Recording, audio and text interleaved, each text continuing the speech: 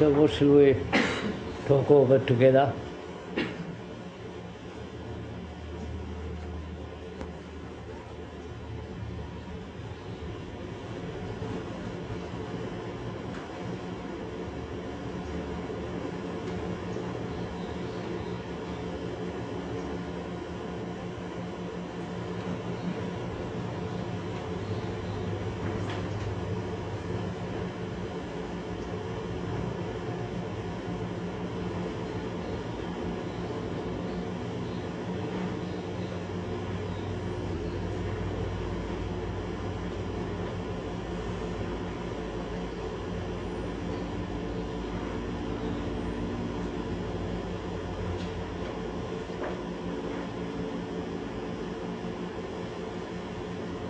I don't know.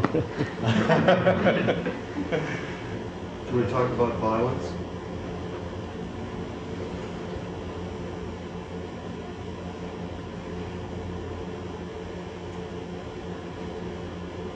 All right, sir, if you want to talk about it.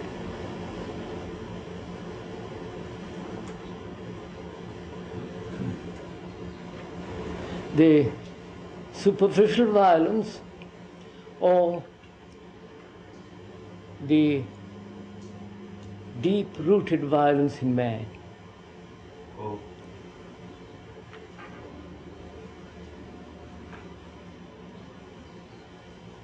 What do you mean by that word, violence? Would you say any form of resistance is violence?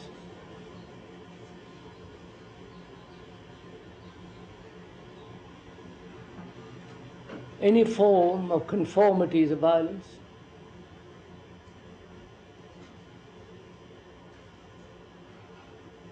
Or any form of discipline in the sense of imitating a pattern, a violence?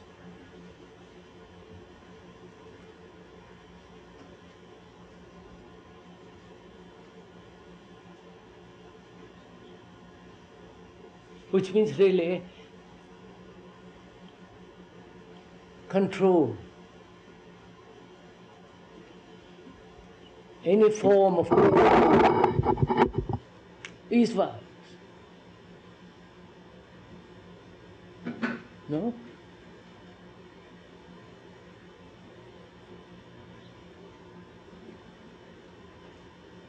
I mean, merely throwing a brick at a bank or that's one form of violence, killing another, anger, and so on, which we recognize very easily as violence.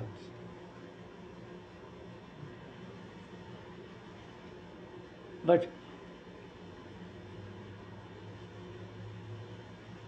there are other really much more vital and deeper layers of violence of which most of us are unconscious. At what level do you want to discuss this? Sir, does this mean that if I control myself so as not to eat meat, that's a violent act? For example? No, I said, sir, any form of control is violence. But don't merely immediately take an example. Let's examine it. It may not be true. It is, but let's go into it, sir.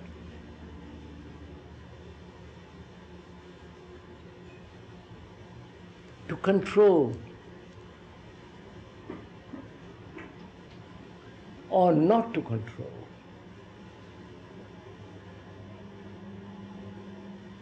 What would you say? What would you consider violence?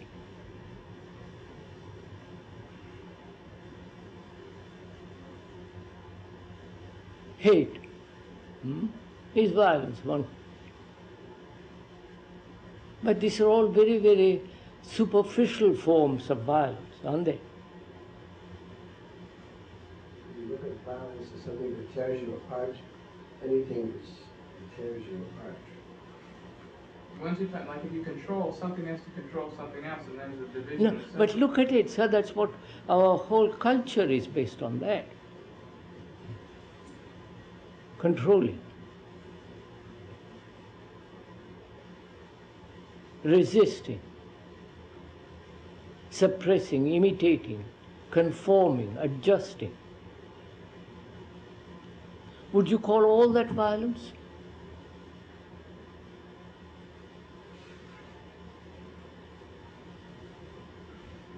What is the need to control?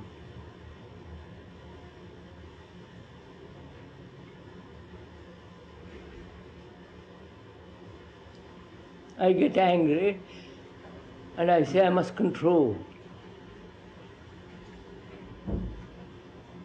Why? Well, in that case, one might fear harming someone else.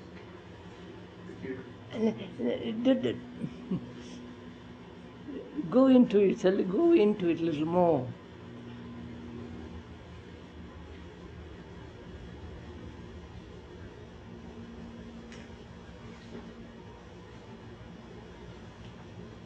One fears lack of control.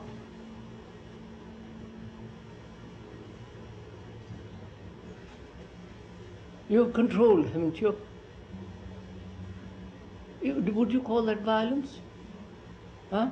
Yes, Why? because it's force. No.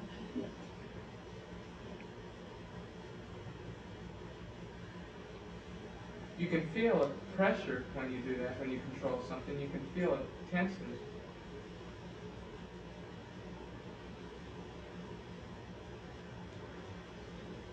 It's really quite an extraordinarily complex question, this, Don't just brush it off by take one example, but get to the, if I may suggest, go behind the words.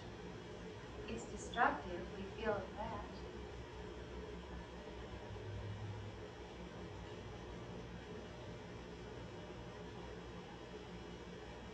It seems as if we're talking about both doing violence to our own inner experience and talking about doing violence, damage to someone else or property.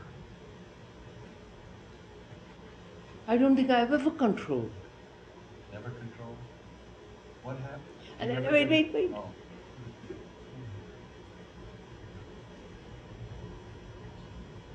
And you say you have control.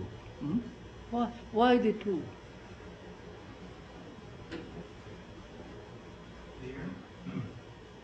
And then, no, sir, don't just say fear and then go explore it a little bit. Let's explore it, sir.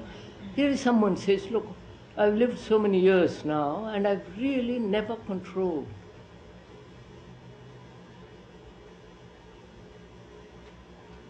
About anything. Either it's an outrageous lie, outrageous statement, or it may be true. I want to find out whether a life can be lived without control at all.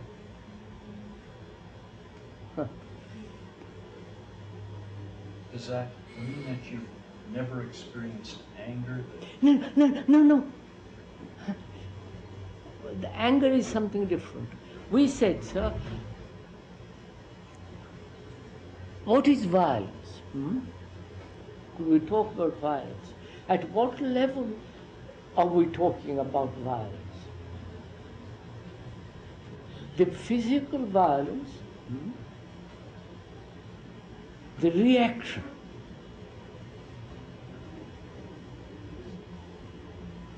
anger, hatred, and brutality, all that, all at a level that is not, that is the source of all violence. Not only physical, but psychological and all the rest of it. Unless we tackle the deep source of it, mere pruning the branch is little meaning.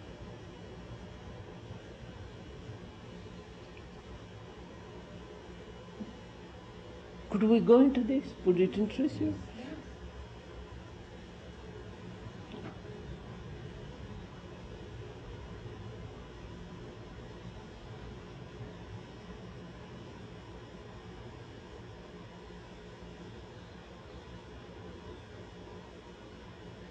Why do you control?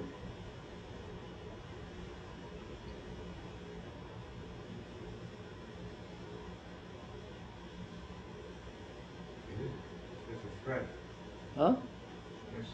Because there is a threat. There seems to be a threat to the me.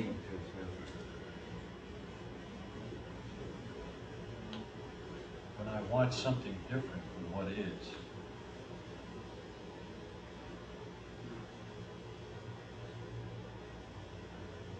So, would you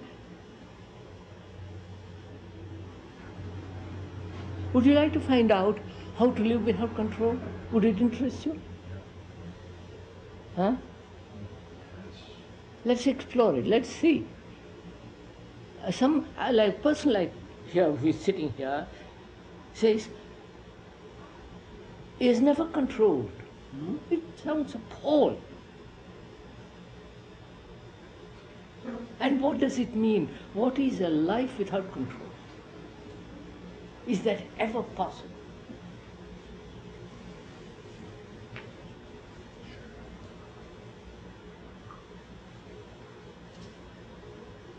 So we can, I want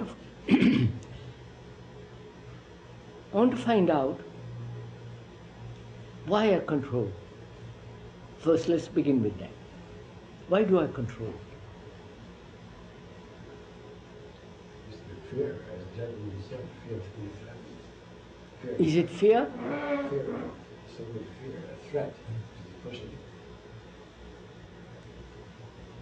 Is it fear that makes me control? Or the memory of something which is unpleasant and that makes me control? Habit. Get Yes, used to it. custom, habit, the educational, and so everything.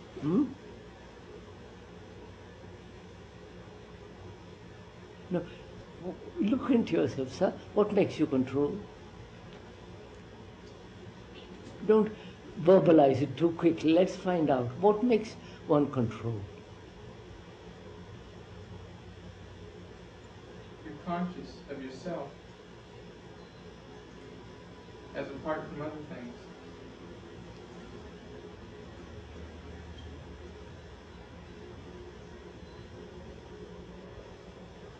If I'm frightened, I want to get away from it. That makes me control. Control it. Frightened.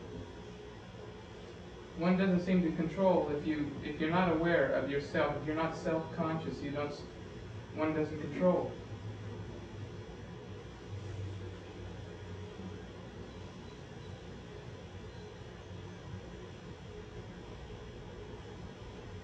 Once you go into it. The image of how we should be. it seems to me both fear and desire lead to control.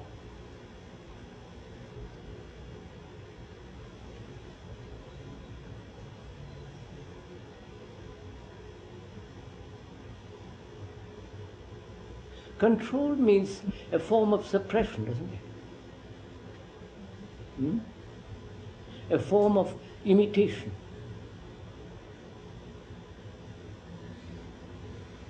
A resistance to something. Why? Why don't I flow, live?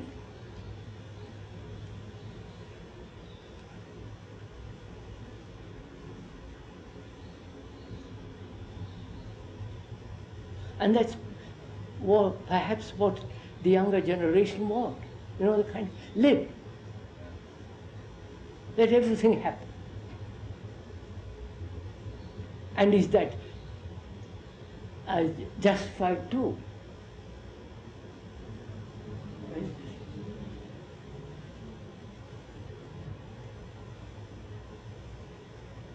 the Victorian, puritanical, the Brahmanical, the Judaic sanctions, and all those limitations, and one has conformed to all that, and suddenly say, what's the point of it all, and break through. And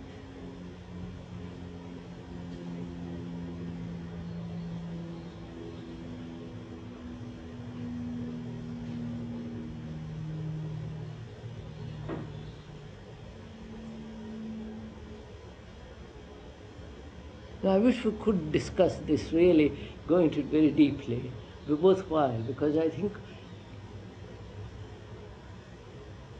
freedom is that.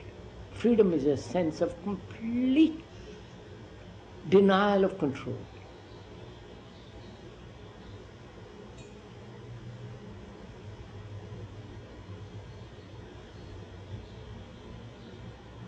Complete non-acceptance of pattern.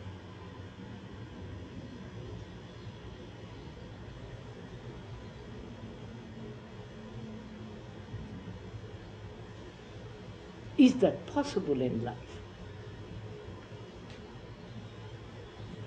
I have to live with my wife, or whatever it is, I have to live with somebody. And I have always to adjust myself. I can't tell her or him everything. And therefore there is a restraint. There is a resistance. It's a form of living a life of a lie. I'm always lying. I don't know. And go on, sir, I'm talking, I don't know. I find that when I have no resistance against going along with something, I have no resistance at all. I find I can do that when I have a certain confidence that I can cope with the consequences. When you have confidence, that I can cope with the consequences. Is that it? Is that having confidence brings about a mind that is free from all resistance? Is that it? Having confidence? Confidence in what? That whatever happens. No, sir, see the danger of it. That's confidence. Having confidence. Not in myself. What can... Confidence in that whatever happens, I will deal with it somehow or other. Go along with it. No resistance. Sir, I said one tries that. It's in a situation where he is himself. He's just easily read all the facts, come out, actually protects nothing, and then finds that somehow he's being manipulated, utilized, so forth. Now, what is that set up? But when that happens, one begins to change. To behave differently, to protect oneself. Is that control?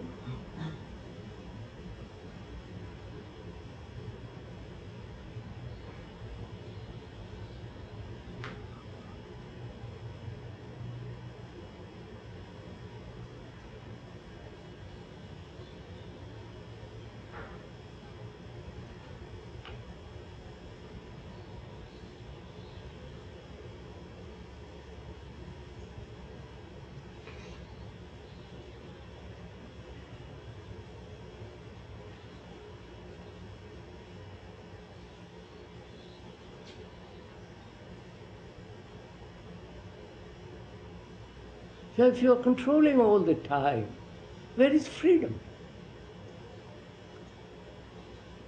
If you're always resisting, where is the sense of complete, the beauty of it? And our life is nothing, a series of controls, resistances.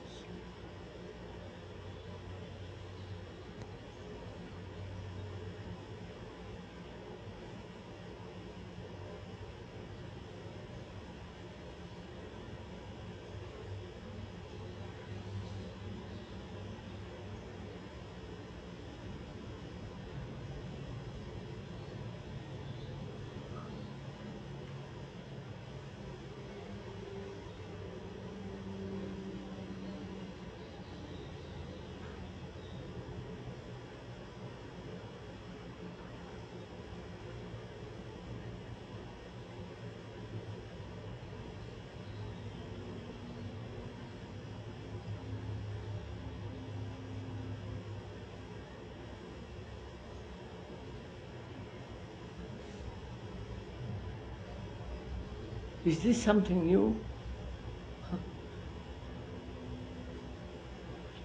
And so we are rather puzzled. What puzzles me is you can't ever. It seems impossible to do something different than controlling. I mean, we react against it. We say, "Oh, I'll be myself," and you just go out and then there's a reaction to it. No, so when you say I'll be myself, what does that mean? Well, that phrase doesn't have much meaning, but well, it generally means, I suppose, to go against, or to.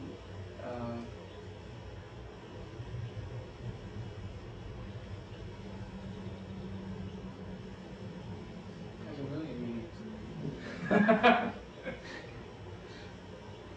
Perhaps we could ask what we mean by control, sir. Huh? Perhaps we could ask the other way around. Ask what you mean when you say control, sir. What do you mean? What I mean Because by control is to resist, to hold back. Oneself or others? Others, oneself, resist,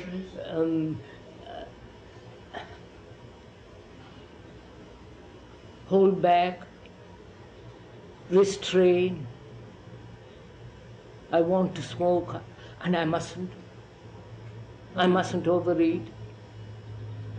I want to be sexual, I mustn't. You know, must and mustn't. You follow? This battle going on all the time. Oh, I found myself controlling just this very instant, trying to think of what was said 2 minutes ago, trying to hold it, to keep this idea, to follow it, to pursue it. If I understand why I mustn't smoke. If it becomes suddenly clear to me, then I just don't smoke anymore.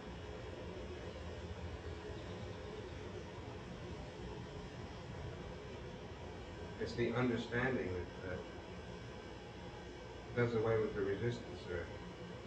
I know for myself, I stopped smoking, and it was unusual only because there was no resistance. It just stopped.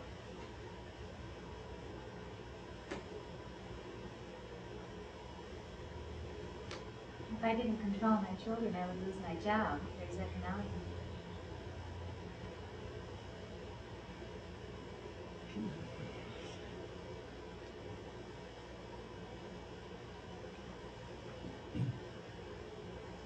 You see, you are now resisting the question, aren't you?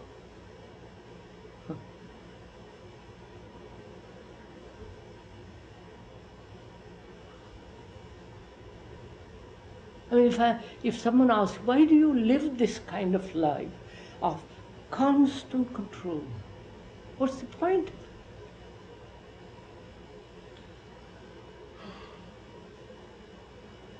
Then there's only control when there is a point. What's that? Then there's control when there is a point, when there's in that sense, yes, yes.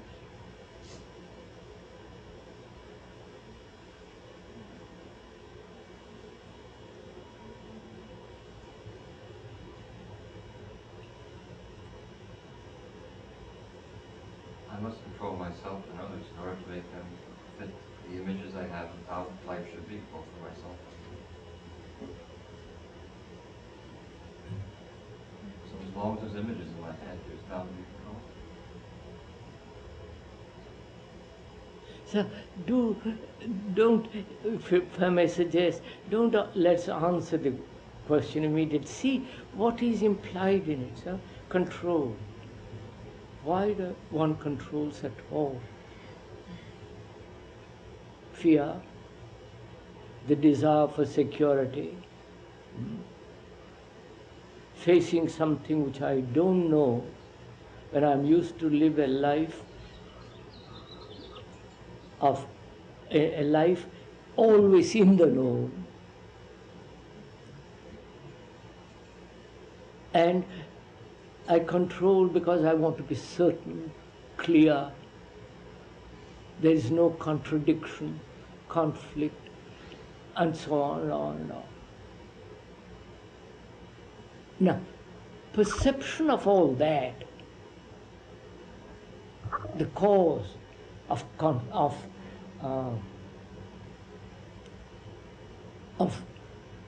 the reason for control, would that clarify, help us to be free of controlling?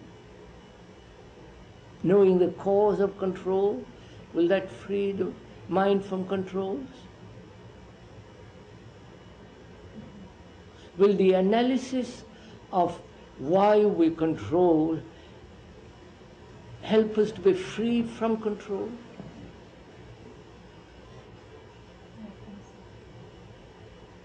Well, if you don't understand at all that you are controlled or why you're controlled, I suppose you wouldn't even begin to be able to cope with it. On the other hand, I suppose that understanding could be superficial, where you could recount analytically, clearly, why you're controlled and never somehow tempt the... That's what I want to get at, sir. Aren't we looking at a fragment now? Yes, one fragment says to the other fragment, I must control you. That's all. One fragment takes the superior position as the analyzer, the sensor, the controller, and suppresses everything else. Controls it, or rejects it, or goes beyond it, overcomes it, and so on. One fragment opposed to the other. This is what we call control.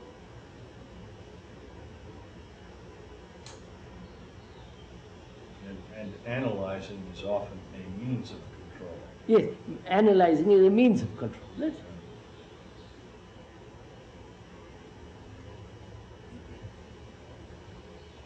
Now, if one questions all that,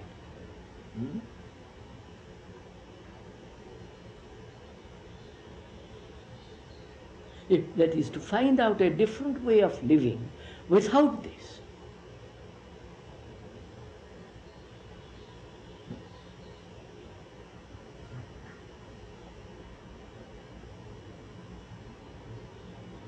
How would you set about it?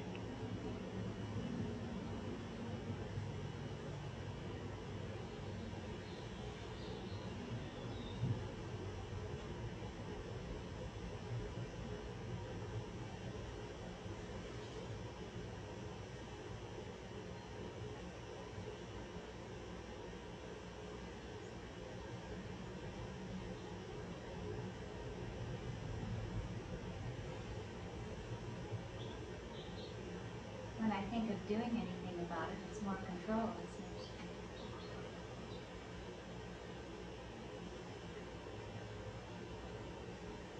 to me. You set about it by, for one thing, by seeing all the time exactly what you are doing. If you're not controlling all the time, then you see you're not controlling. If you are controlling, then you see you're controlling. Or you're aware of it.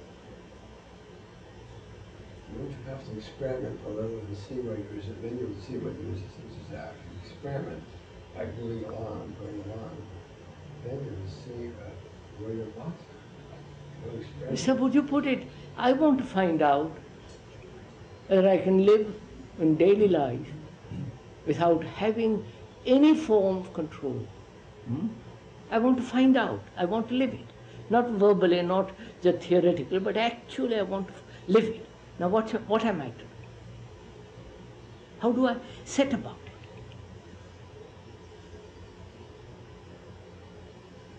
Try. Huh? I would try it. And how do I try it? I would try it. All right. How do I try it? Go on, sub. Let's see. How do I try it? I would try and go along with whatever life brings me. Health, disease, friendship, loss of friendship, and see what my resistances are. Then I would see. Which means what? Doesn't it mean there's a separation still? No, sir. No, sir. Would I wait for environment or circumstances to bring about this freedom from control?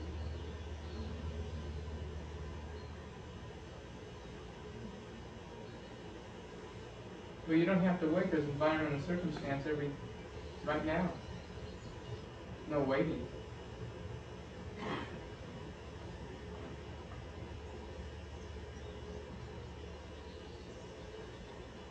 I want to live a life without control. First of all, I don't know what it means, because my life is all control and rejection, resistance. Now, how am I to find out?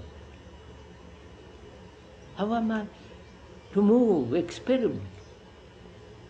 Experiment being tested out. It seems like the first thing to do is to start right now. Yes, start right now. Let's start right now. What am I to do, sir?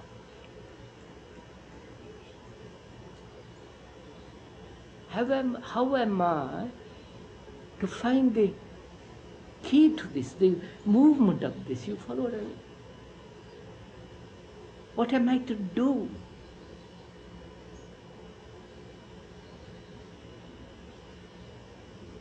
Well, every time we do something, it implies we have an idea or a goal. Like, if we don't know what it is to not control, we don't know where to go. Do it, sir. Now I'm asking you. Find out how to live without control. Now, do it now. See what is meant by that.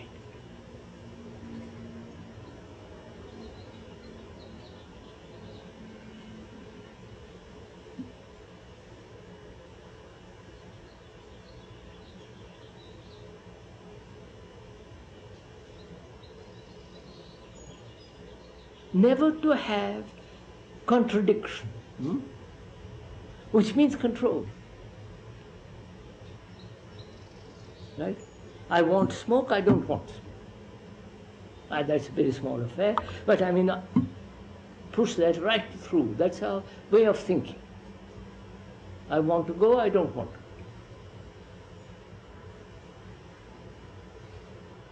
to. And all that implies control, resistance. Now, I want to find a way of living which isn't at all that.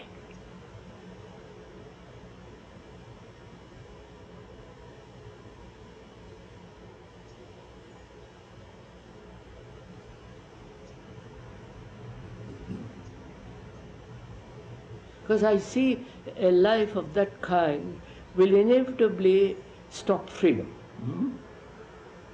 will inevitably bring about a constant battle with myself, within myself, with another, and so on and on and on. So I want to live a life in which there is no control at all.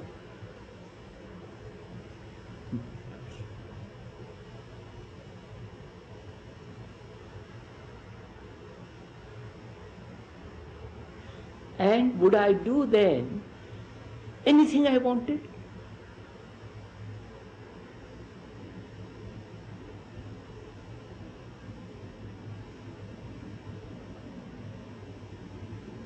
Then would I want anything?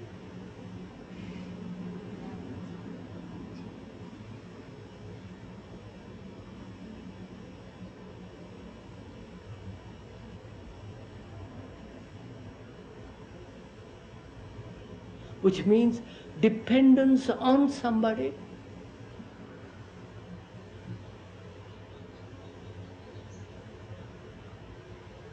Go on, sir,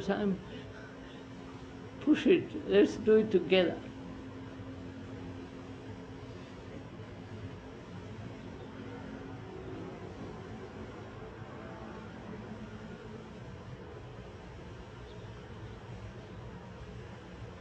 I depend on you, wife, husband, society. I depend on you, psychologically, not, obviously, postman and miller, grocer and so on, that's quite obvious. I depend on you, psychologically.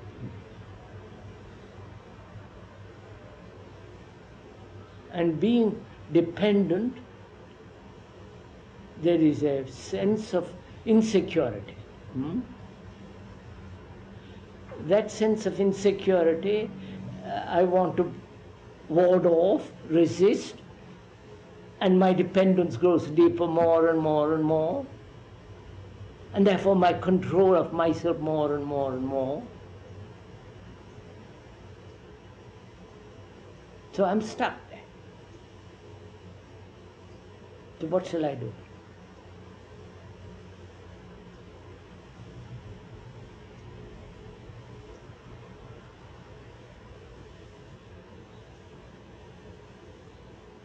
Sir,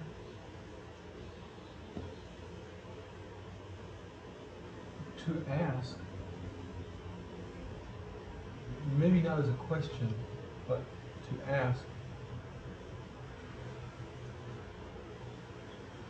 what it is that I'm depending on you for, what it is that I hope to So gain. all that is going to take time.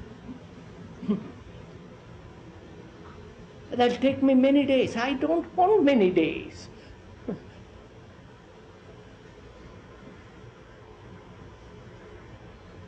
I don't want to spend my next 40 years saying why.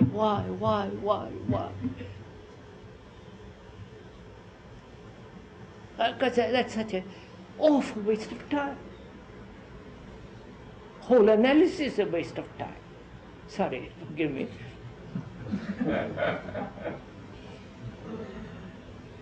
It seems like time is important here, like this. This is it, sir. Look, control is time.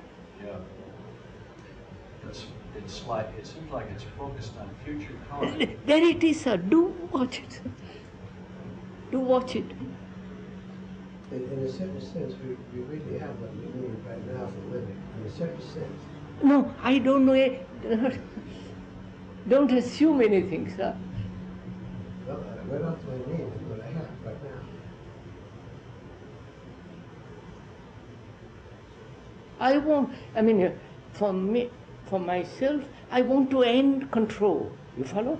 Not through analysis, because that doesn't bring it about. It is no meaning.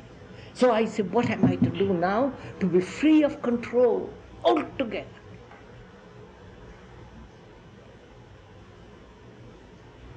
Sir, to be free of dependence.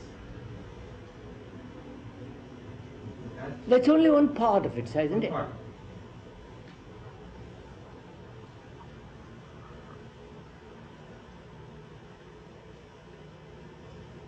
I don't want a censor.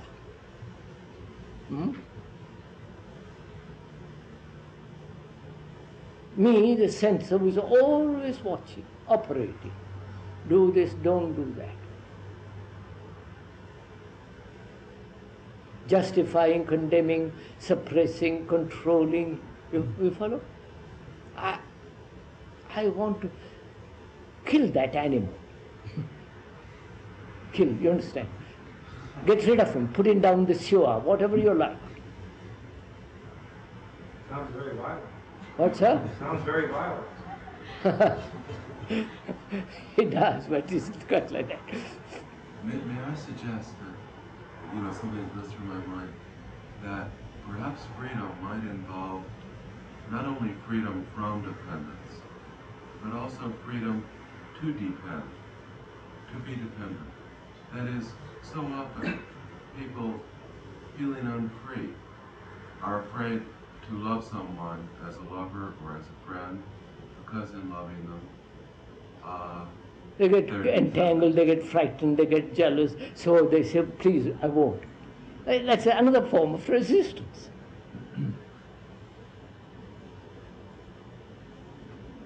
Still, if I see things as they are, there's no time for control. Why don't I see things as they are?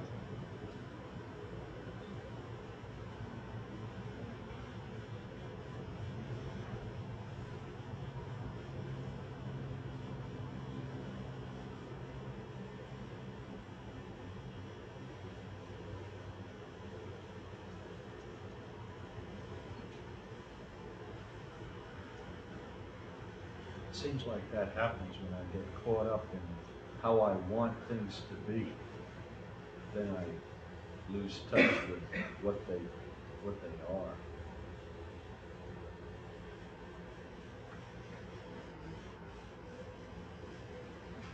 Because the me gets in the way. So you're giving a lot of explanations for my point out, but you're not out of it.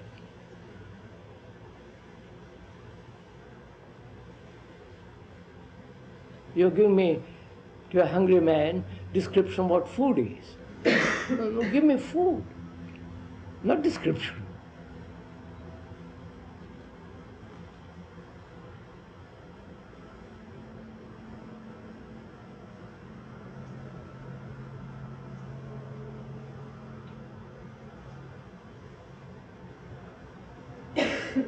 I see clearly in myself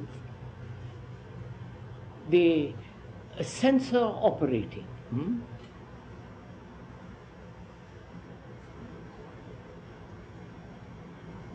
The observer who says, do this, don't do that.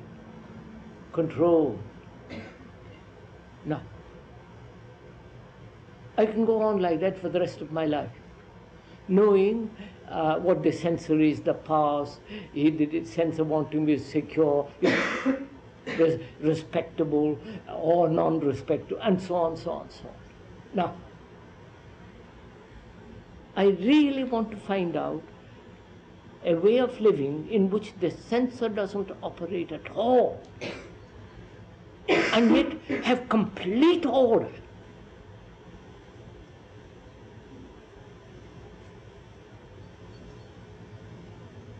Otherwise, life is disorder, which it is now. Right? So what? There must be order. It follows a complete order. Because if there is disorder, then the necessity of a sensor. It is the sensor who has created disorder.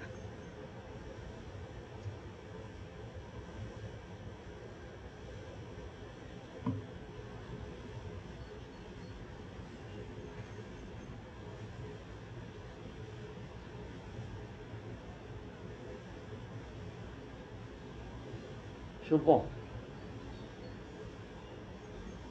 I see that very clearly. The danger of a sensor.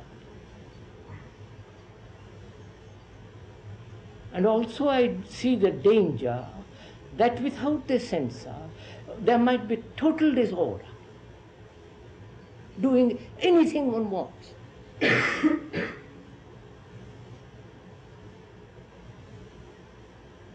And the total disorder will inevitably create another kind of sensor.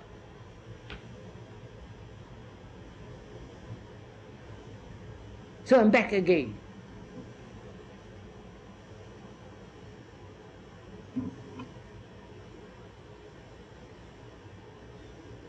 And also I know how essential it is that there should be order in life.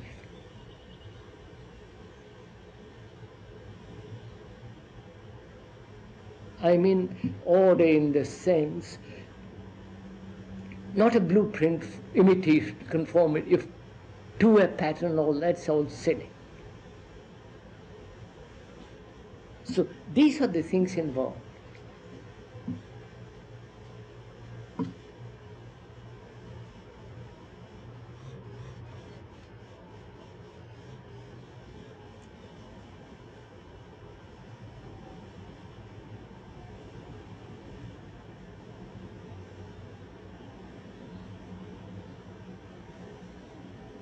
If not, when there is complete security, would there be the need of a sensor?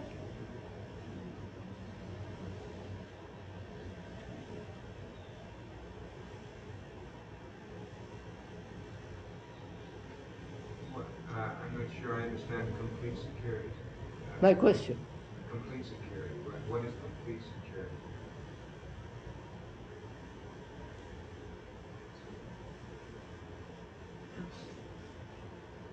Does the sensor arise because we are not secure?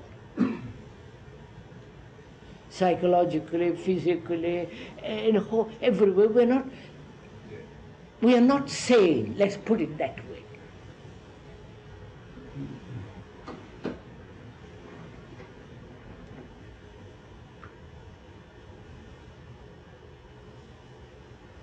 So sanity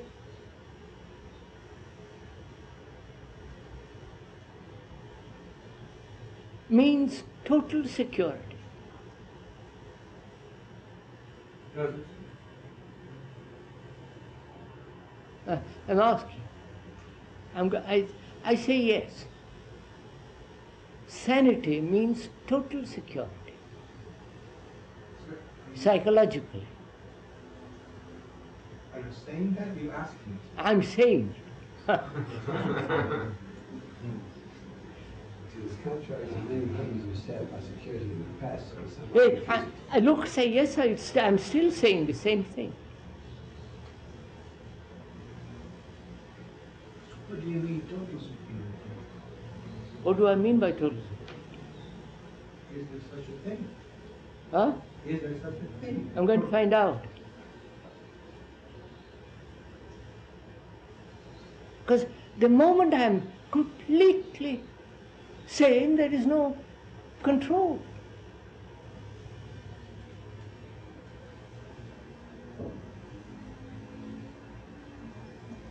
It's the neurotic that controls.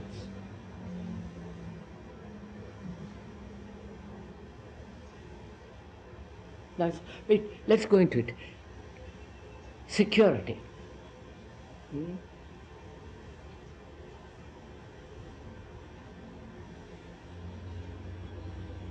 Our brain demands security, doesn't it? Huh? A brain can function efficiently, logically, sanely when it's completely secure. What do you mean? Safe. Huh? Safe psychologically? Yeah, safe psychologically. Why would a completely sane mind demand What? even think in terms of security? What? Why would a completely sane mind even think in terms of security? So that otherwise,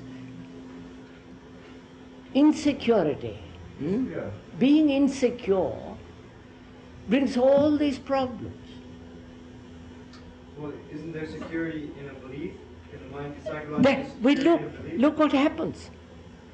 The brain, mind wanting security, seeks security in a belief, in neuroticism, in an illusion, in a formula. Right? Because it demands security, it's trying to find it in things that have no security. Can it know where to find security? We're going to find it, sir. Go at it. But does that demand spring from an innate, proper demand of the mind or a neurotic demand of the mind? No, it's a proper demand. Why is it? I'll show it to you in a minute. You will follow it, go into it. You'll find out yourself.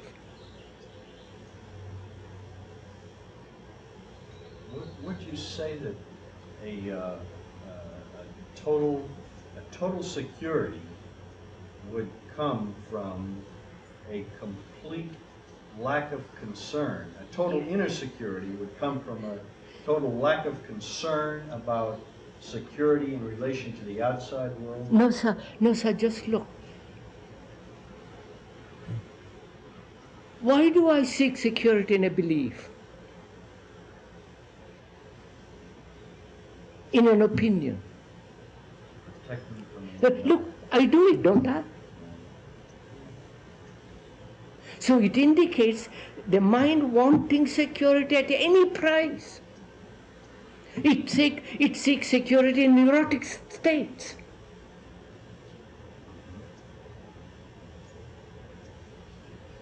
So the innate demand of the mind, of psychologically I'm talking, is to be completely secure.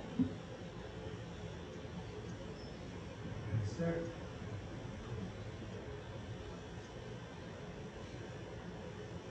Otherwise, no church would exist for a single minute.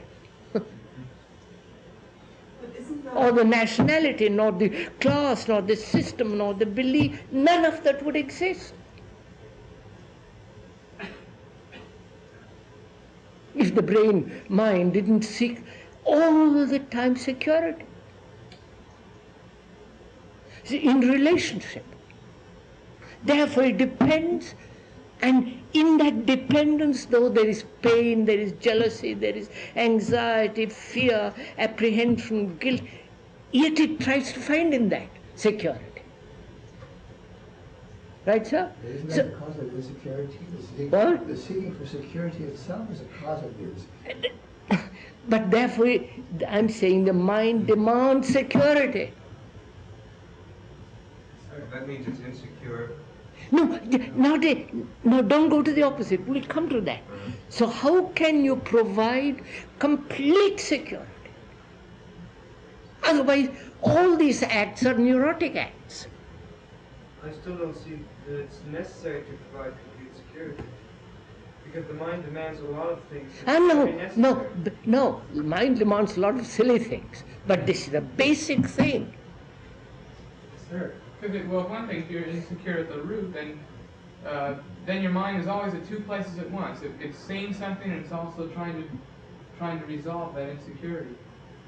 You're looking at something, and some relationship's gone wrong. You can't look at it completely. You're still trying to solve the other thing. Sir, why does the mind demand the security? Why? Otherwise, it can't function. So then it can't function efficiently. It can't be happy. It can't. You follow, sir? Joy and all, because. So the demand itself is not a new. No, it is not a demand. It wants it. It is its. It's food. Sir, isn't it a confusion that we have identified security with certain states or conditions or ideas or something? Therefore, our whole notion of security is perverted? Yes, sir, that's what we're saying. Obviously.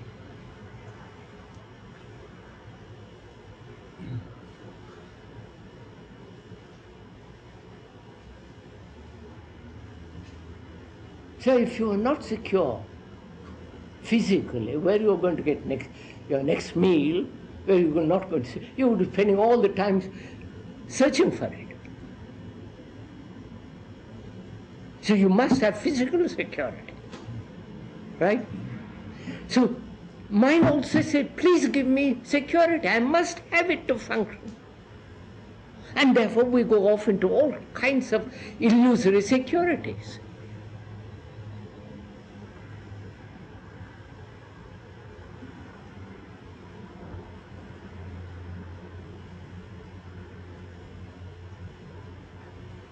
So you see, the mind seeks security in things that are not secure. Not secure, not safe, not whole.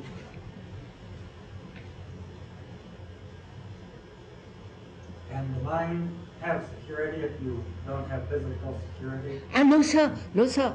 It is seeking seeking security and trying to find some place, somewhere where it can be safe. My wife, my house, my property, my God, my nation, my belief, you follow? My neurotic states.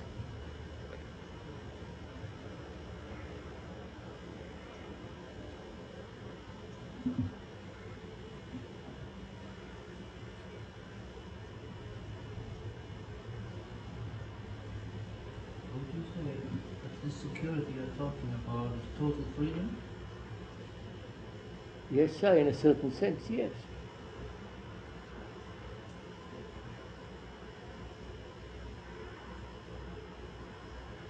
Isn't it true that if your needs are little, you're not as easily threatened and you feel if you're not constantly threatened, because you raise up like that.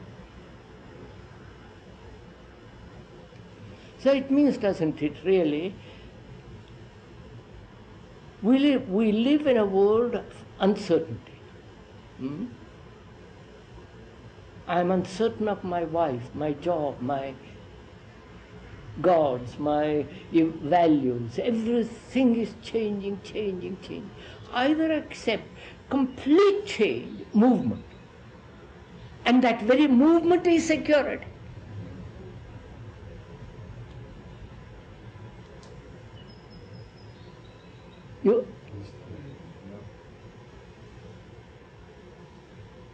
Can't you move easier? No, so the basis, the fundamental demand of a mind is to function efficiently, sanely, happily, clearly. You follow, sir? And it will seek through uncertainty, certainty. And so on and on and on.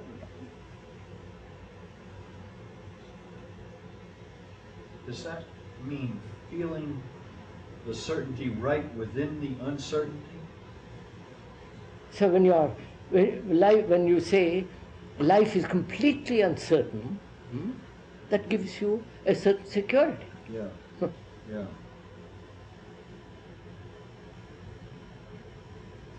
Are you saying then that total security is total insecurity? Yes.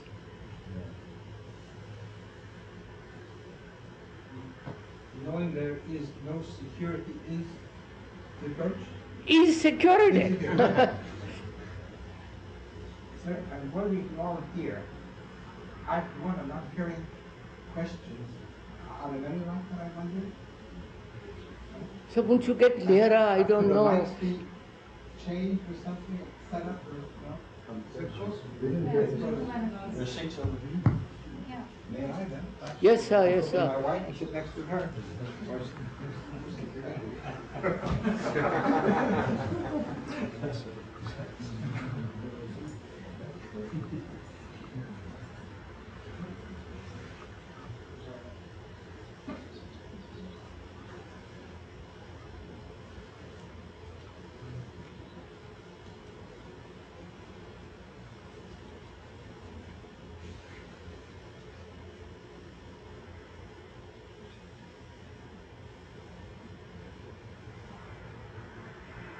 Security means to be in a state in which there is no choice at all.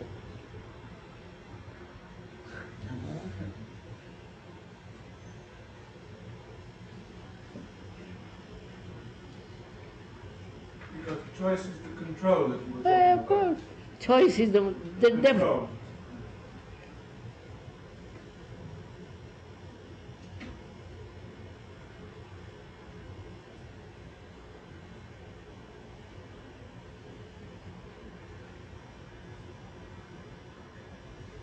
Well, sir, Very simple. Because you say, one says, right, no choice.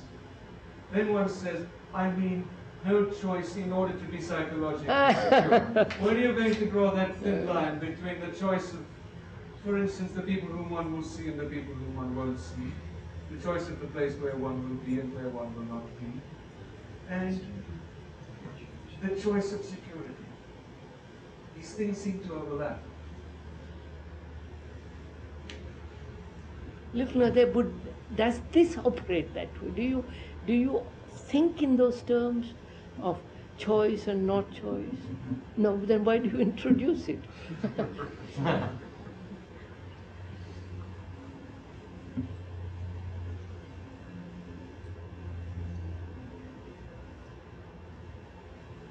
Mind, the brain cells themselves demand complete security. That's really very interesting. Go into it and find it, you follow? And therefore it's playing a trick upon itself all the time.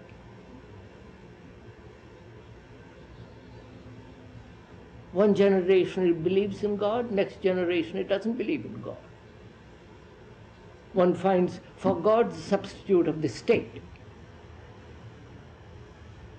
And so on and on and on and on. Playing tricks upon itself, caught in itself, and which all indicates a mind that says, I must have security at any price.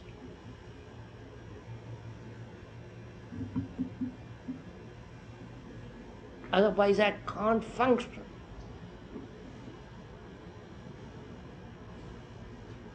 And why doesn't it have that security?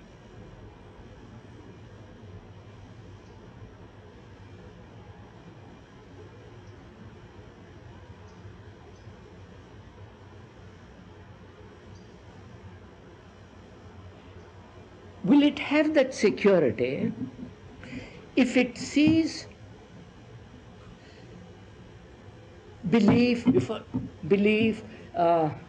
formulas, patterns have no security at all?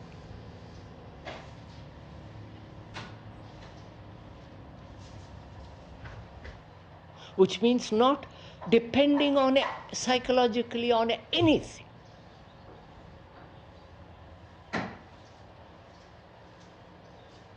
Can the mind see that when it is anchored in a belief, in a dependence?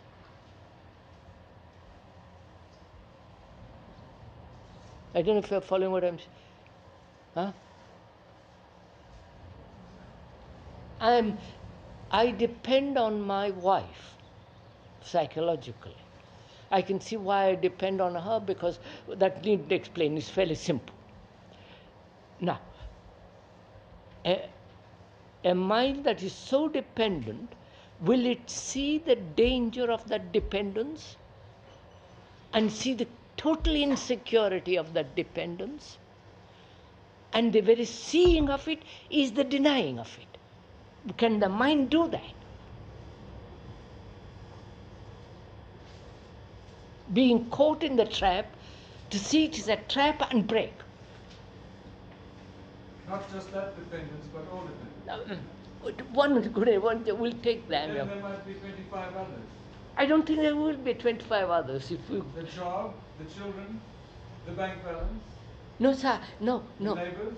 No, I'm going to say that comes little later. That's all calculations afterwards. Why?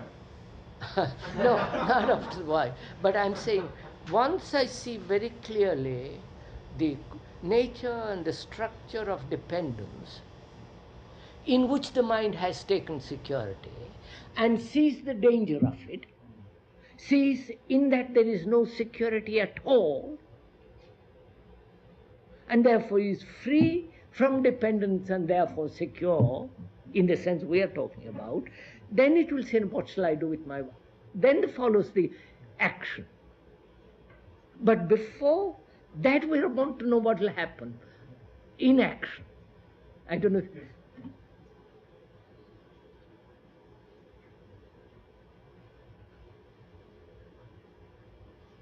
No choice doesn't mean no action. You brought up the word of no choice. Action only starts when there's no choice. Oh, no, sir. I don't quite understand what you mean. Choice, I don't quite understand. A secure mind makes no choice. No choice. But it acts. Oh, obvious. Otherwise, a secure mind must act.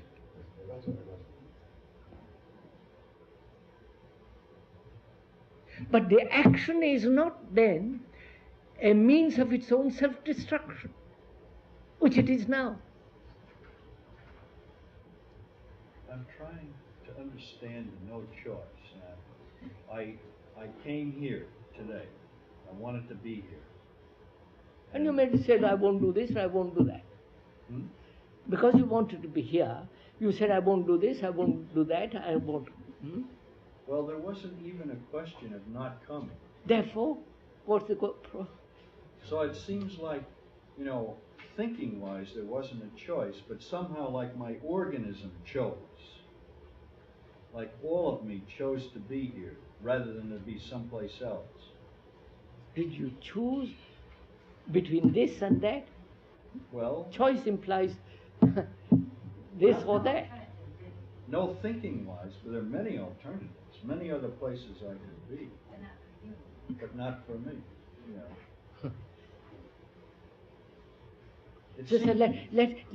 So we'll come back to choice a little bit. This is really quite important to see whether the mind can have this absolute sense of security. Therefore, it can never go wrong. Right? Therefore, it has no choice. What shall I do? Because whatever it does is right. Sorry, this sounds dreadful.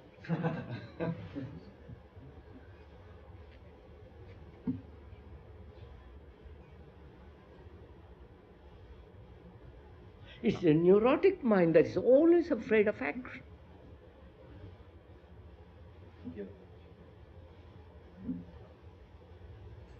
What is the right thing to do? Tell me what's the right action, right way of thinking, right behavior, right... You follow, sir? Which is all neuroticism.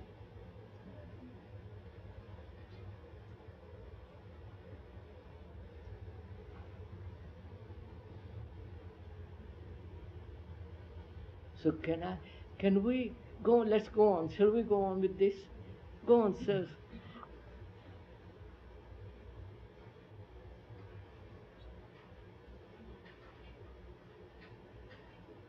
Because this implies complete freedom, in which there is no control whatsoever. It's the communists who say, to be free you must be disciplined. You know, all that business. Therefore, discipline yourself in order to be free. That's nonsense. I don't know if you're meeting all this. I feel a kind of sense of excitement and freedom from what you did today. No, sir, not excited. I mean, to have that, to have such a mind that is completely, you follow, secure, protected,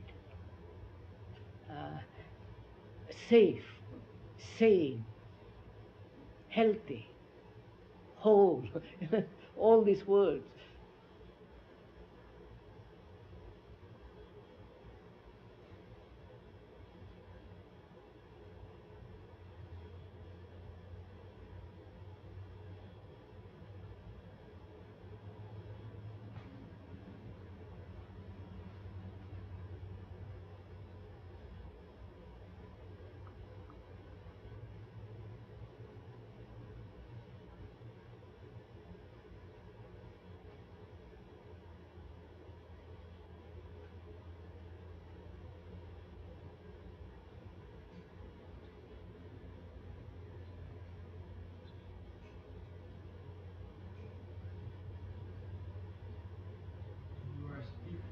You are speaking strictly in a psychological sense.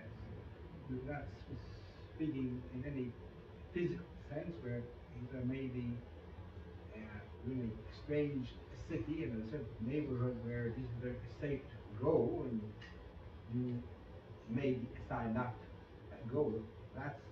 That's choice, that's different character. It's not targeted. Choice implies a conflict, doesn't it, sir? Even there, why should there be conflict? I don't want to go to Los Angeles, that's the end of it. It's not a conflict of choice. Decision.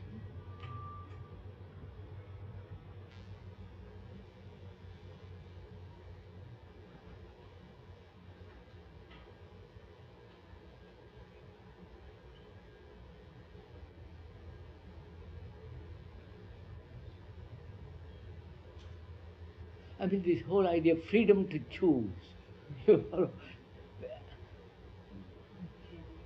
has no meaning.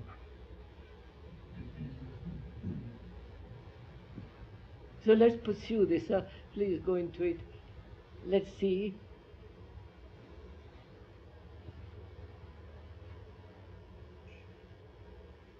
How this mind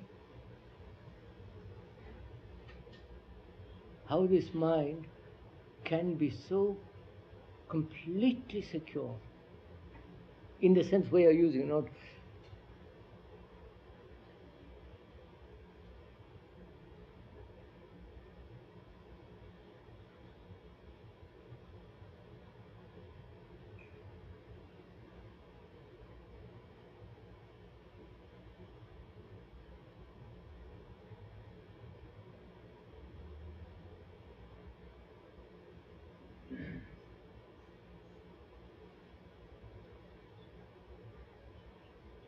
see, because it is insecure, it is violent. Choice is violence, right? Of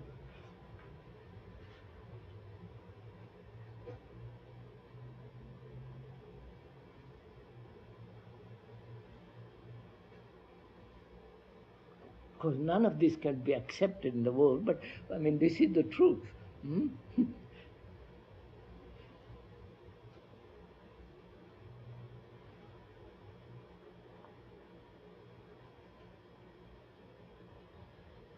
See, to such a mind, space becomes tremendously important. No? Space. Space in the mind, to have space. How can a mind that is controlling, how can it ever have space?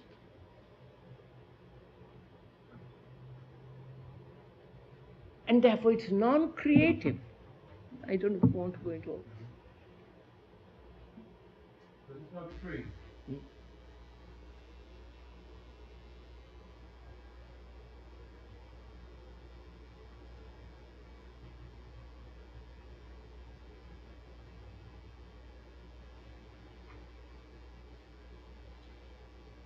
The mind seeking of security, it's always seeking in fixed or static things.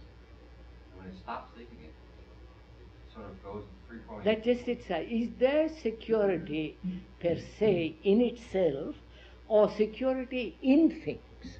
I don't. Security per se.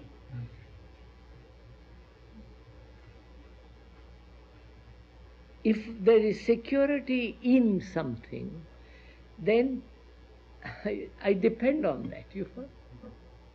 And then the whole problem begins again. The mind in itself feeling completely secure, not in a quality, in a virtue, in capacity, in work, in action, in some form of social or ideological commitment, and so on.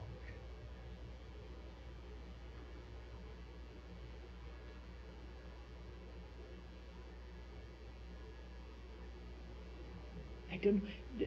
You understand this? I mean, if the mind is then not caught on these things and it's moving, there is no choosing. Now, how do we come upon that such a mind, sir?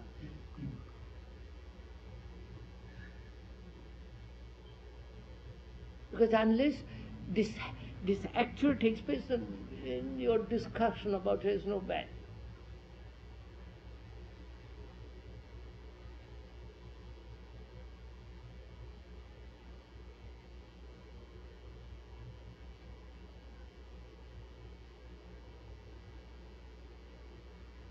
Because as we live now, it is disorder, right? Complete disorder.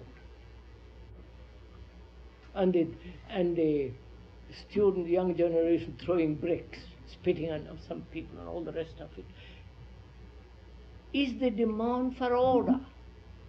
Only they don't know what it means.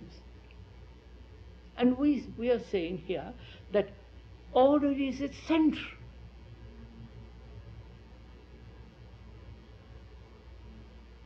And order means the understanding of disorder.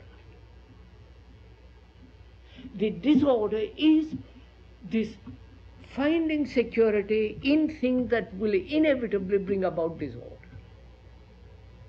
Like nationality, class, you follow, all that stuff.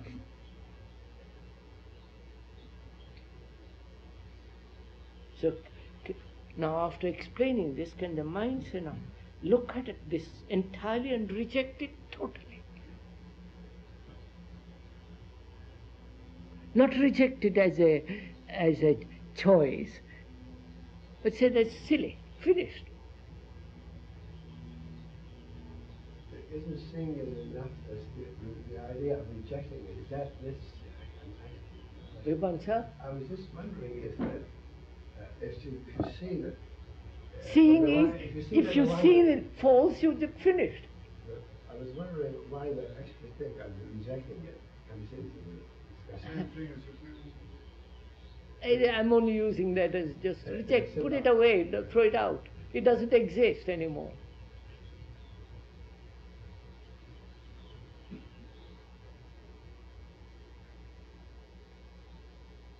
See, that gives you tremendous vitality. I don't know. But we are wasting our vitality, our energy in these insecure things. On the line of anything at all.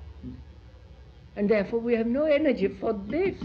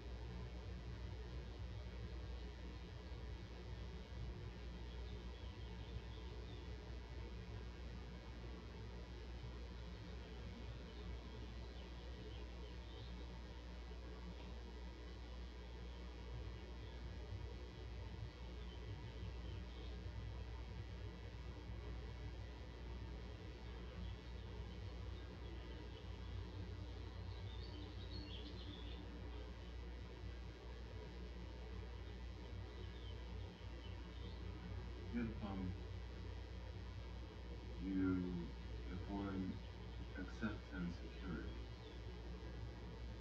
and one somehow reaches a state where one doesn't have a choice anymore, could one on a given day look back and say, what I did yesterday or 2 months ago was a mistake? It wasn't right. I asked that because one way that you put it when you said one doesn't have a choice in that state is nothing's right. That's finished, so it's over. I go back to it. Why regret it?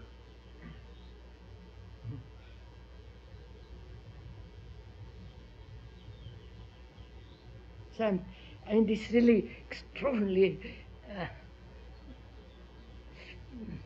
tremendous value, this. You follow what we're talking about? Let us get at it. But it does matter, I presume, very much what I'm going to do. No. No? No. What you're going to do is not doing. One of the things that led me to suggest that is that you said that one's being in a state where one doesn't have a choice leads to action. And I thought that the action that it led to was important, so that it was important what I do. It's important what you do, or rather, the importance is not what you do, but the state from which you are doing.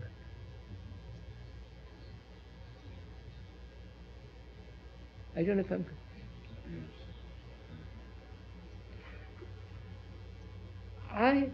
I have found security in belief. And from that I act. America is the greatest, etc. Or my religion, etc. My experience is the only thing that counts. And from that I act. And that leads to disaster. War, this. So, what is the action of a mind that's completely secure? You're asking. Is that you're asking? No. He's saying, is the action important? Huh? No, I'm asking. Sorry, you didn't ask. I'm asking. Sorry, I'm asking. I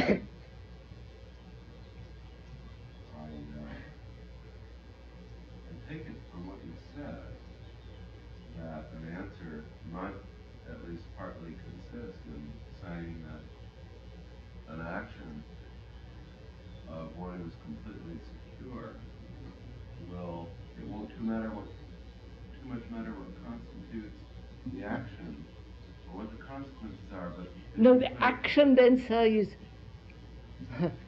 is totally in action in the sense of I wonder if I would make my... You understand? No. Because the mind then is being completely secure.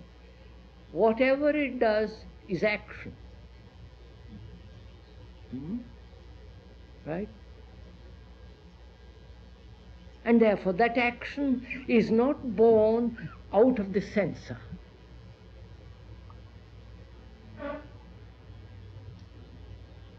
And therefore there is no choice. What he does at the moment is right. And this is too dangerous unless you understand the whole of this. Because if one makes a choice and says the choice is right, then it's not then you're wrong. Whatever the choice, it's never right.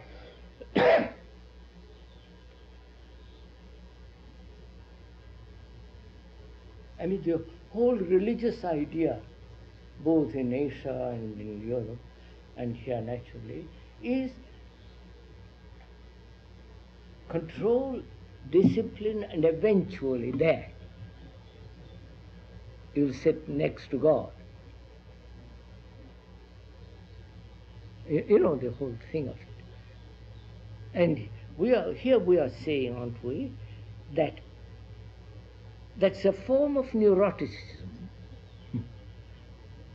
in which the mind has found great security.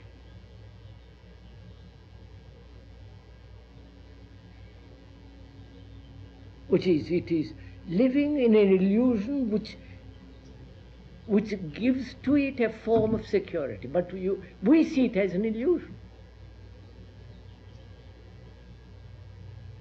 And so I say to myself, am I living in an illusion? I am, as long as I have any opinion, any judgment, any belief, any formula. I'm neurotic.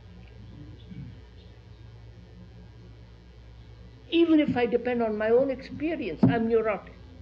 I don't understand that. So what does experience mean? There are two meanings to it.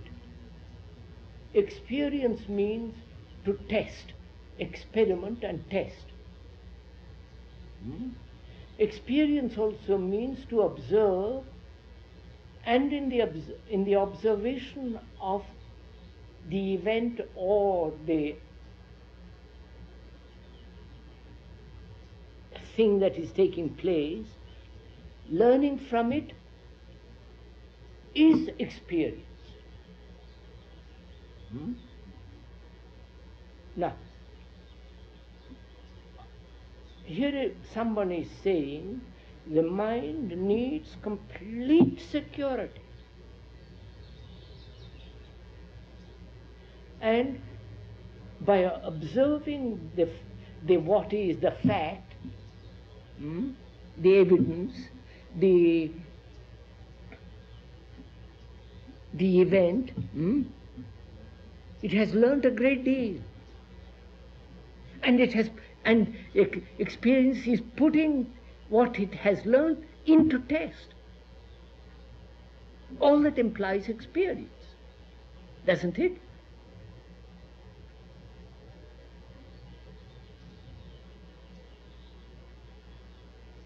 I've had an experience.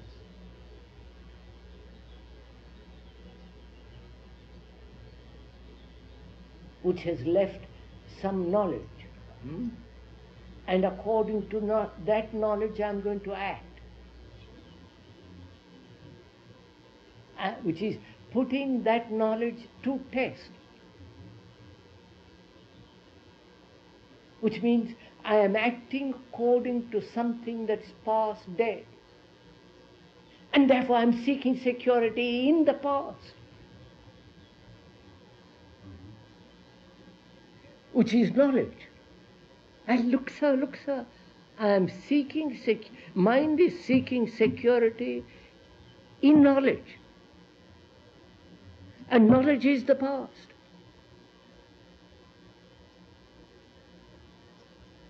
So that knowledge is always in conflict with the present. I hear you. So I say, no, I mustn't take security in the past, now I must take security in the present. I'm lost. Security in the present is I will live as somehow, you follow?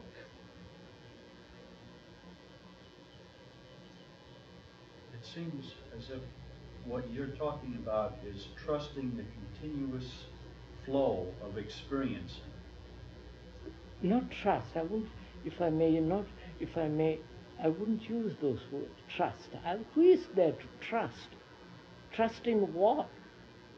And who is there that says, I must trust?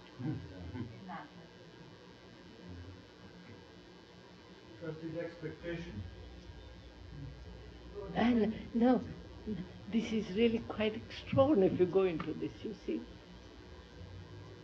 Even if you could get the knowledge, doesn't the experience that you had before somehow get into your awareness so that you don't have to think about it because you approach it freshly? Doesn't it somehow? No, because, look, sir, an event took place yesterday, which has left a memory.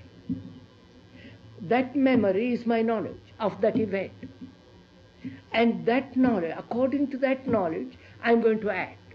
Or according to that knowledge, I want more of it. Right? And I don't see. Therefore, I'm living in the past. And that is deadly. And therefore, I'm living in the past as a means of security. See the beauty of it, sir. How can I drop it? You're not interested. You had it yesterday. So can I? Wait, sir. Can the mind, as the event takes place, learn all about it? You've got to test it out, finish it. Not now finish it. Finish it then. Next time when you approach yourself. No, don't say next time. You miss it. And you're already planning. Which is going to act. Your plan is going to act, not the event is going to act. Did that experience widen your awareness? No, experience, we said this, experience implies observation of what is which is an event, an action, learning from it, which becomes the knowledge. That knowledge, according to that knowledge, we act. See what happens. There is a contradiction between the past and the present. So action is always in the past, or according to the past. So, not knowing that such action brings disaster, conflict, mind takes security in the past. Now, if I see that, see it, understand, see the truth of it, feel it, taste it, smell it, you know. When you reject it, isn't your mind more It's sensitive? finished. But your mind is more sensitive then because you reject it. Ah, no, mind has become sensitive because it has observed, not because it has experienced. No, because you have observed it. As a result of that experience. And I won't, sorry, it is not a result. You could have observed it if you didn't have the experience. Therefore, I am observing all the time.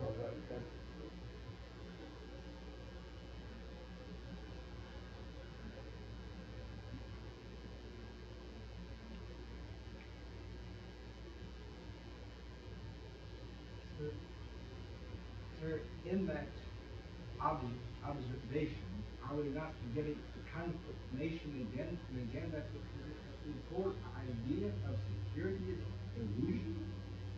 The whole aim of reaching for it, there is no security, isn't that? And that is the security, isn't that we're getting a confirmation as we see this? Sir, we mean observation, a mind that's awake, observes.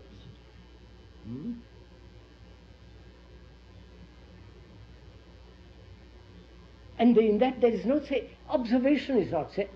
The mind can then say, in observation there is security. Which is, again, the mind is taking security, protection, safety in observation, rightly, and so on. Is that is it the same error? Of course it is. Sir, is there a difference between observation and observing and experiencing? It all depends what you call experience and observation. You can see it, sir. Let's look at it. I don't know, we'll find out. What we said, experience is something to be tested. Something that must be tested. And also it means to observe the event, the occurrence, the what is, and learn from that or accumulate knowledge from that. I realize, I observe the precipice, see how difficult this is. I observe the precipice, the danger of it, the experience of it, which is the testing of it, and I go away from the precipice, right? That's an experience. The whole of it, the seeing of it, the testing of it, the learning the danger of it, which has become my knowledge, and therefore I won't go near a precipice. Therefore I go away from it. All that is experience, right? I'm putting up against something that I... See what's happened. Next time I meet a precipice, my conditioning, learning, I say don't go near, danger. Right? Now, in that, memory of that is secure. Now, in that there is great security. I know. Snakes are dangerous, you follow? Certain animals are dangerous, precipices are dangerous, and so on, so on. Now here, mind is also seeking security. Inexperience, which is knowledge, which is the past. See, I must have physical security of the precipice, and see the dangers of psychological security. You follow, sir? Right? Which means the mind has become so intelligent, it says, I'm there, it must be there, it must not be here. You follow? There's not a contradiction.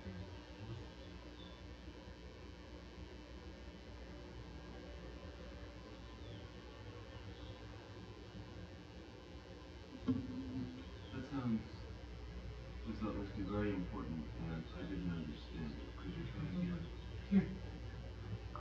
again? I'll have to read, I'll have put it differently, so let's try.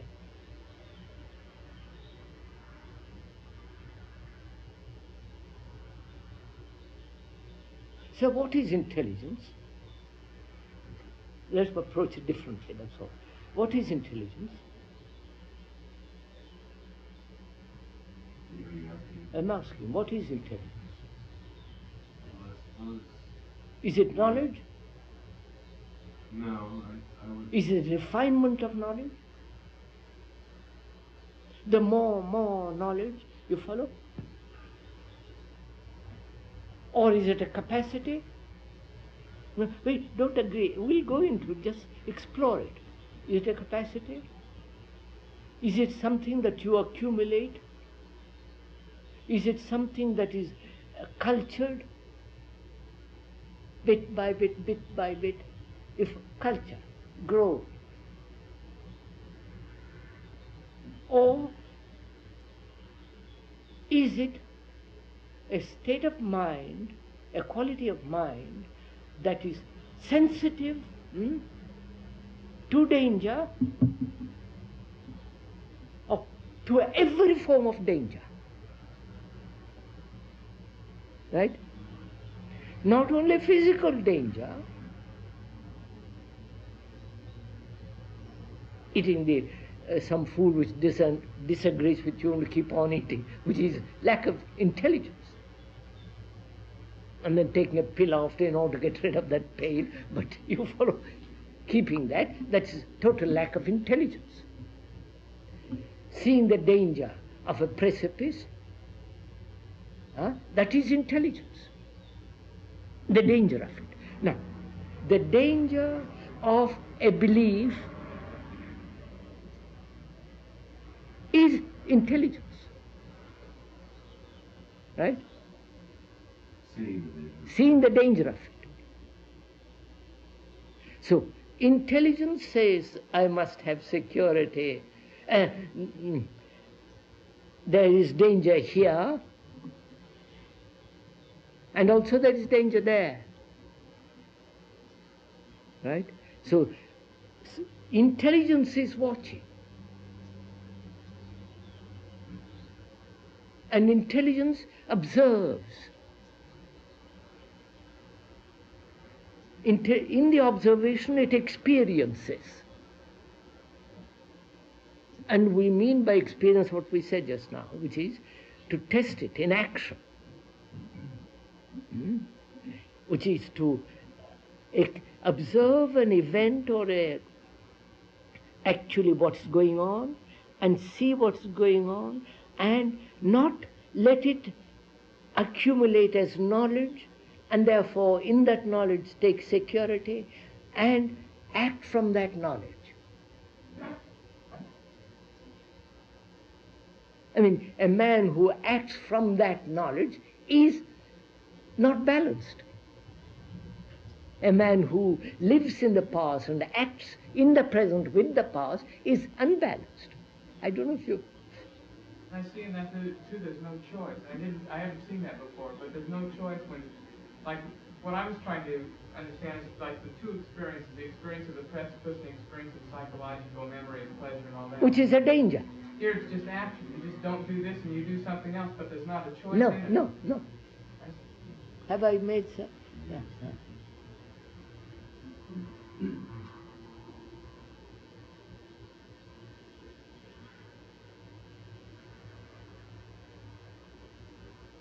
So intelligence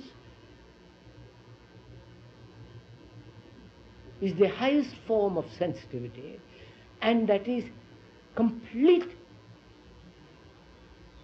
An intelligent mind is completely protected mind, right? Huh?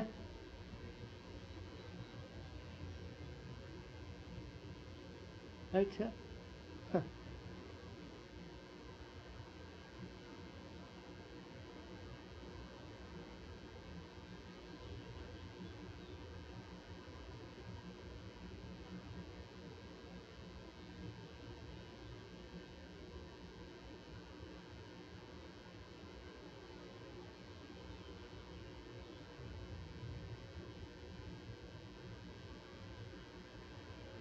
It's protected in the sense though that we've never seen protection before. There's no barrier there. It's not protected with a fence around No, it. no, no, no.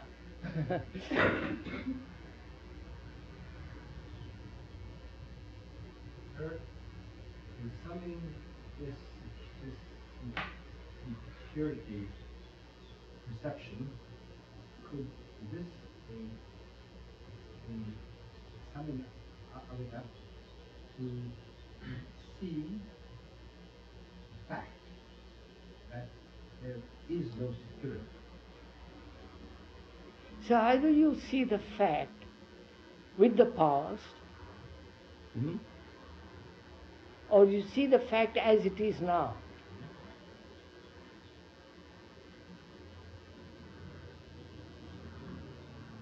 If you look at it with the eyes of the past, then there is choice, repression, control, conflict, depend, all the rest of it follows.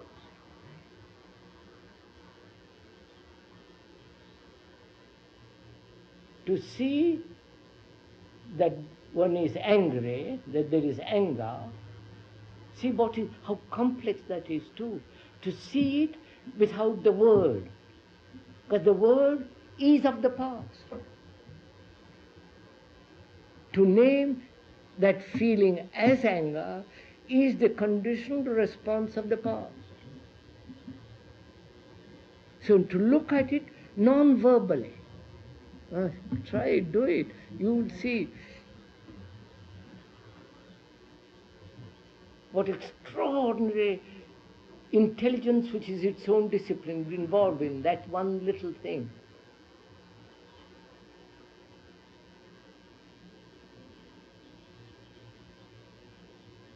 You see it viscerally.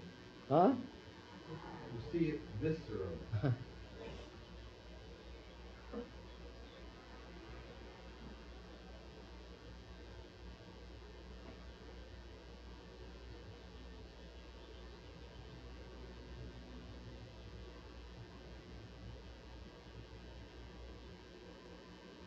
Sir, is it time to stop? Because it is time, isn't it? 6. Oh, may I just finish this thing, Joe? We live in a certain center. From a certain center we live, act, think, feel. Right? This center is this center of choice. Right? This center is repression, control, violence, all the rest of it. That is that center. To move away from that center completely to a different space and dimension is what we're trying to do. Right? To move from this to that is not an act of determination. If there is determination, then there is choice. See how difficult, you follow, sir? So, can I see this center? Can the mind see this center for itself without any past interfering with it? Which is to look at it without the whole structure of thought coming into it. Thought is the past, therefore it is the censor.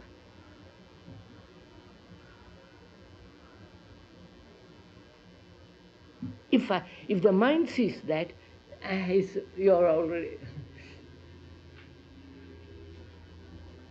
Right, so let's stop tomorrow at 11.